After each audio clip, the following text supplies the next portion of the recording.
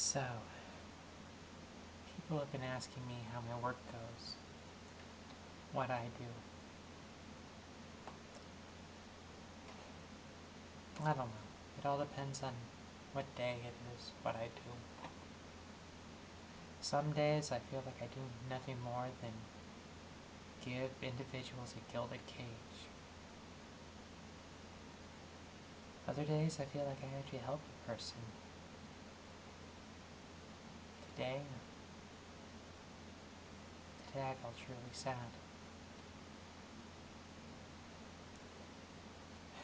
I have many days like this. It's part of the job.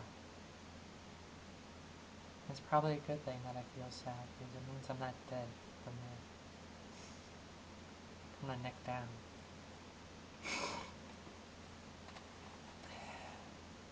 So, I have this one resident who I can't name because certain laws and whatnot forbid me from mentioning, I think, where I work and the names of the people I take care of. But anyway, this gentleman has a room on my hall, which is 200 hall. I think I can legally get away with saying that. And his wife is on 400 hall, and his wife just recently came a couple weeks ago because she fell and she busted up her hip, and then she came to our place. She walks around just fine now. I mean, she did most of her recovery in the hospital. But today was one of the days when the gentleman that I take care of is really out of it. He's got some days where he's just slightly, with a slight touch of dementia, and he's got other days where he's full on out. And him and his wife went down to his room, and she sat on his bed while he was in his jerry chair. And she told me that I can put him to bed anytime I want, and I could see how she was feeling when she was talking to him, and he was like responsive, but a different kind of responsive than he's been towards her in other days. A responsive like he'd be responsive towards anyone else. And I saw her eyes, and I saw her try her very best to not let it get to her. And I felt like I took him that pain.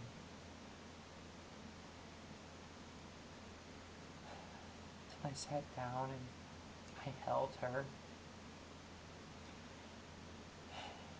And she just stated, yeah, it's been a bad day. Some days are like that, though.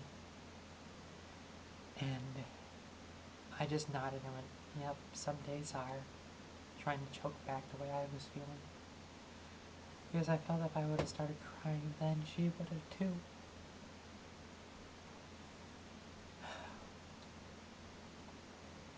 And I was thinking what it's like down the road when you're with a person for 20, 30, 40, even 50 years. And you remember what they used to be like. You remember walking on the beach with them, and you remember the conversations you used to have about everything, about anything. There were no boundaries, no restrictions. And now to see them as they are, and I've dealt with the gentleman before when he was really out of it, but it never bothered me, because I didn't have her eyes staring back at me.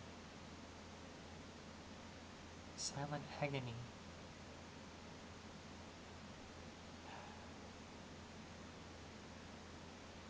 Sometimes I talk to her, and I ask her what he used to do for a living, because I can't quite get a straight answer out of him because he doesn't remember. And you find out weird little things like they raised crickets. Yep, they raised crickets for a bait shop. And they sold them to like different bait shops, and they sold them to pet stores. Like hamster and snake food and whatnot. And that's something I could have never found out by talking to him.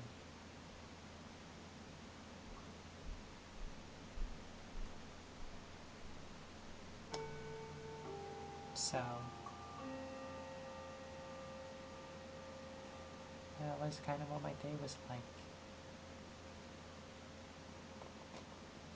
I had one other resident, and anyone who's ever dealt in a nursing home has a S.T.N.A. I have this one resident, and she's able to walk around, and she's able to move just fine. I'll see her sometimes, and she'll be sneaking into the shower room. I'll walk in there. She'll be using the toilet. But yet, late at night, she won't do anything for herself. She expects it to be treated like the Hotel Ritz. And she has a roommate. And she always wants to know why I'm so nice to her roommate. I treat her and I baby her roommate. And tonight I figured out the nicest way of saying it. Yes, I am really nice to her, and I do treat her like $1 million because she stay. I wish you would treat me like $1 million like you do her, and I'm like, I do treat her like $1 million, but she does so much for herself. I'll sit with her for 5 minutes, watching her put on her nightgown, watching her struggle. And my other resident won't even do that for herself, even though she's capable of it. And yet she can't understand why I'm showing favoritism towards her roommate. I've decided that people are dead in my nursing home, not when they pass away, but when they give up on being as mobile and as independent as they possibly can. That's when I think they're truly dead. When you stop trying to live, when you stop trying to do things. When you give in to just allowing people to take care of you. And I can understand if you had a stroke, a seizure, a legitimate thing that hinders your mobility, or your faculties, physical or mental. But she doesn't have that. She has aches and pains, as does everyone when they reach a certain age. Heck, I have aches and pains. My back and my legs. So that's kind of a clue of what my life is like.